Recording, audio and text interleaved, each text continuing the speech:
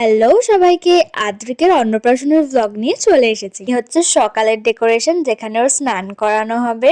কত সুন্দর করেই না সাজানো, অনেক বড় মাঠ ছিল তো হেবি সুন্দর হয়েছিল প্যান্ডেলটা। রাত্রিবেলায় তো আরোই সুন্দর লাগছিল।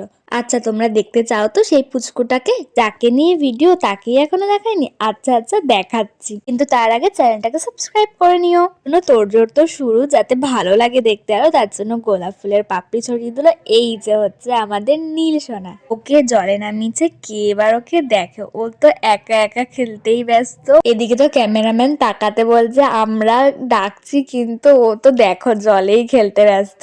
তারপরে সবাই মিলে একটু স্নান করে নিল। এবারে হচ্ছে পদ্মাদি অর্থাৎ ওর মাও স্নান করে নিচ্ছে। ওর জলে একটুও কান্না নেই। এদিকে আদি, দিদি, মা আছে, ওরা এত কষ্ট করে সেজেছে তাই ওদেরকে একটু দেখিয়ে দিলাম। পরে তো মামার কোলে বসে পাঞ্জাবি পরে নিচ্ছে। আর স্নান করানোর পর এদিকে তোড়জোড় শুরু হয়ে গেছে, কারণ এখনই তো আবার অন্নপ্রাশনের রিচুয়াল শুরু হবে। আমার তো এগুলো দেখতে ভীষণই ভালো লাগে। আর দেখো ইতিমধ্যে সব রেডি, আর কতটা সুন্দর লাগছে ফুল দিয়ে সাজানোর পর।